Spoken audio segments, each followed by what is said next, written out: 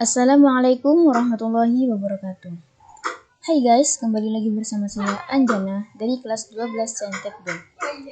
Jadi kali ini kita akan membahas soal UTBK TKA Biologi. Kita lanjut ke soal UTBK-nya ya. Jadi di soal pertama saya mengambil siklus Calvin merupakan reaksi gelap yang harus terjadi sebelum reaksi terang. Sebab reaksi terang akan menghasilkan ATP dan NADH sebagai molekul pembawa energi. Di opsiannya yaitu A. Pernyataan benar, alasan benar, dan keduanya menunjukkan hubungan sebab akibat. B. Pernyataan benar, alasan benar, tetapi keduanya tidak menunjukkan hubungan sebab dan akibat. C. Pernyataan benar dan alasan salah. D. Pernyataan salah dan alasan benar. Dan E. Pernyataan dan alasan salah. Sebelum kita ke pembahasan, kita ke penjelasan dulu. Penanaman siklus Calvin berasal dari penemunya, yakni Melvin Calvin Ellis. Siklus ini akan berputar sampai ke molekul asalnya. Siklus Calvin merupakan reaksi pembentukan glukosa melalui reaksi kimia yang mengubah karbon dioksida dan beberapa komponen menjadi gliseraldehida 3-aminfosfat. Siklus Calvin sendiri menjadi bagian dari proses fotosintesis. Proses siklus tidak membutuhkan cahaya sehingga disebut juga dengan reaksi gelap. Adapun tempat terjadinya siklus ini yakni di stomata. Karena siklus Calvin tidak membutuhkan cahaya, maka ia memanfaatkan ATP dan NADPH2 sebagai energi yang dihasilkan oleh reaksi terang. Dalam siklus Calvin terjadi reaksi fiksasi, yakni pengikatan CO2 atau karbon dioksida, serta pengkombinasian dengan ion H+ atau hidrogen dan membentuk gula. Kemudian, mengubah gula menjadi asam amino, nukleotida, dan pati atau gula yang lebih kompleks. Apa sih perbedaan antara reaksi gelap dan reaksi terang itu? Sebelum merinci perbedaan antara reaksi gelap dan terang, Bramett harus mengenal terlebih dahulu apa itu reaksi terang dan reaksi gelap. Reaksi terang merupakan fotosintesis yang terjadi pada membran tilakoid kloroplas. Reaksi terang merupakan reaksi fotosintesis, yakni proses pembuatan karbohidrat dari air, karbon dioksida, dan membutuhkan cahaya matahari. Oleh sebab itu, reaksi terang sangat bergantung dengan cahaya matahari. Reaksi ini menghasilkan ATP, NADPH, dan oksigen yang dilepaskan ke udara. Reaksi terang berlangsung lebih dulu dan hasilnya akan digunakan sebagai energi pada reaksi gelap. Adapun reaksi gelap merupakan reaksi fotosintesis yang terjadi di stomata kloroplas. Reaksi gelap tidak membutuhkan cahaya dalam prosesnya dan tentu tidak memerlukan pigmen klorofil. Hal ini disebabkan oleh fungsi klorofil sebagai pigmen penangkap cahaya. Sumber energi reaksi gelap dari hasil reaksi terang yakni ATP dan NADH. Reaksi gelap ini memiliki jalur reaksi yang disebut sebagai siklus Calvin. Pada siklus ini, NADPH dan karbon dioksida beraksi menghasilkan karbohidrat dalam bentuk gula. Gula tersebut akan digunakan sebagai bahan baku pembuatan pati, glukosa, dan selulosa untuk membangun struktur tumbuhan. Siklus Calvin terdiri dari 3 tahap, yakni fiksasi karbon, reduksi, dan regenerasi. Reaksi gelap dan reaksi terang dapat dibedakan berdasarkan beberapa hal sebagai berikut. Yang pertama, reaksi terang memerlukan energi cahaya, dan reaksi gelap tidak memerlukannya. Yang kedua, proses yang terjadi pada reaksi terang, yaitu ADP plus NADP plus fosfat plus energi cahaya ditambah air menjadi ATP ditambah NADH ditambah oksigen. Sementara itu, proses siklus Calvin yaitu NADPH, lalu ATP, lalu RUDP, karbon dioksida, dan menjadi pegal plus NADP. Reaksi terang membutuhkan cahaya matahari sebagai sumber energi, sementara reaksi gelap membutuhkan energi yang berasal dari reaksi terang. Reaksi terang menghasilkan oksigen dan reaksi gelap menghasilkan karbohidrat sederhana atau gula. Jadi dari penjelasan ini bisa didapat kalau reaksi terang itu menghasilkan oksigen dan reaksi gelap itu menghasilkan karbohidrat. Baik guys, jadi kita lanjut ke pembahasannya soal tadi, yaitu pernyataan salah. Urutan tahapan fotosintesis adalah reaksi terang, kemudian reaksi gelap. Reaksi terang pada dasarnya bertujuan untuk mengkonversi energi cahaya atau foton menjadi energi kimia. Energi kimia inilah yang digunakan untuk jalannya reaksi gelap. Untuk alasan yang salah, energi kimia yang dihasilkan dari reaksi terang tersimpan dalam molekul ATP dan NADPH, bukan NADH. Dengan demikian, jawaban yang tepat adalah E.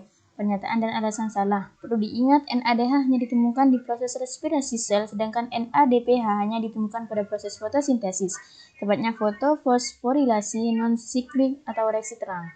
Jadi, untuk soal siklus Kelvin, jawaban yang tepat adalah E, pernyataan dan alasan salah. Kita lanjut ke soal yang kedua. Jadi kita lanjut ke soal yang kedua, yaitu penisilin merupakan antibiotik yang telah banyak digunakan saat ini.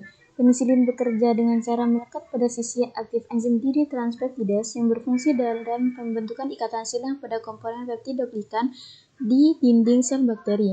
Hal ini menyebabkan dinding sel bakteri rusak dan bakteri mengalami kematian atau sitolisis. Pernyataan yang tepat mengenai penjelasan tersebut adalah A. Penisilin merupakan aktivator enzim dihidrotranseptidase. B. Penisilin merupakan inhibitor kompetitif bagi enzim dihidrotranseptidase. C. Penisilin merupakan inhibitor non-kompetitif bagi enzim dihidrotranseptidase. D. Penisilin merupakan kofaktor enzim dihidrotranseptidase. Dan E. Penisilin merupakan komponen dari peptidoglikan. Jadi kita lanjut ke penjelasan. Enzim adalah senyawa kimia yang berfungsi mempercepat reaksi biologis dalam tubuh. Enzim bekerja dengan cara mengikat molekul reaktan, kemudian memutusnya. Ada beberapa macam enzim, diantaranya enzim pencernaan dan enzim yang diklarifikasikan berdasarkan reaksi yang dikatalisisnya. Enzim pencernaan amilase berfungsi mencerna karbohidrat kompleks menjadi karbohidrat sederhana. Lipase berfungsi memecah lemak menjadi asam lemak dan gliserol protease dan peptidase berfungsi memecah protein menjadi asam amino. Laktase berfungsi memecah gula, laktosa yang terdapat dalam susu maltase berfungsi memecah maltosa yang terdapat dalam gandum dan biji-bijian. Sukrase, enzim berdasarkan reaksi yang dikatalisisnya. Oksidoreduktase berfungsi mengkatalisis reaksi oksidasi atau reduksi suatu bahan transferase. Berfungsi ikut serta dalam reaksi pemindahan suatu radikal atau gugus. Hidrolase, liase, somerase, ligase, translokase. Enzim terdiri dari 3 komponen penyusun, yaitu enzim, kofaktor, dan gugus prostetik. Enzim diproduksi oleh berbagai kelenjar seperti kelenjar saliva atau air liur dan lambung. Enzim-enzim ini berperan dalam mencerna makanan yang masuk ke dalam tubuh dan membentuk ikatan baru. Untuk pembahasannya, yaitu inhibitor kompetitif merupakan inhibitor yang melekat pada sisi aktif enzim. Hal ini berbeda dengan inhibitor non-kompetitif yang berikatan dengan sisi selain sisi aktif enzim. Berdasarkan penjelasan di atas, antibiotik penisilin berikatan dengan sisi aktif enzim dihidrotranseptidase yang mengakibatkan enzim tersebut tidak dapat menjalankan fungsinya sehingga dapat disebutkan bahwa penisilin adalah inhibitor kompetitif. Oleh karena itu, jawaban yang tepat untuk soal ini yaitu adalah B. Opsi B. Penisilin merupakan inhibitor kompetitif bagi enzim dihidrotranseptidase. Untuk soal yang ketiga, yaitu hematuria merupakan gangguan yang terjadi pada sistem ekskresi karena A. Banyaknya kadar hormon ADH di glomerulus sehingga proses filtrasi semakin cepat. B. Kurangnya kadar hormon ADH di tubulus contortus proximal sehingga proses reabsorpsi air semakin lambat. C. Kurangnya kadar air yang ada di daerah pada saat proses filtrasi di glomerulus sehingga pada urin masih ditemukan sel darah merah. D. Banyaknya kadar air yang ada di daerah pada saat proses filtrasi di glomerulus sehingga terbentuk urin dalam jumlah yang banyak. Dan E. Banyaknya asam amino yang ada di darah pada saat proses augmentasi di glomerulus sehingga pada urin masih ditemukan asam amino. Kita langsung ke pembahasannya.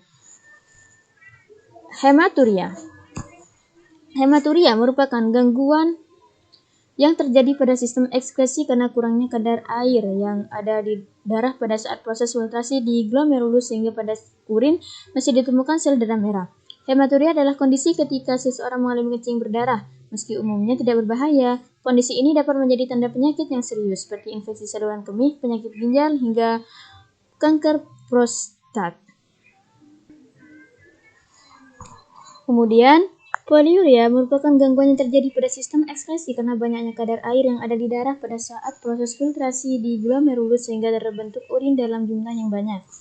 Poliuria adalah kondisi di mana tubuh memproduksi air seni berlebihan atau lebih banyak dari jumlah normal, yakni lebih dari 2,5 sampai 3 liter selama 24 jam pada orang dewasa. Kondisi ini membuat seseorang lebih sering ingin buang air kecil dan urin yang dikeluarkan pun jauh lebih banyak dari seharusnya.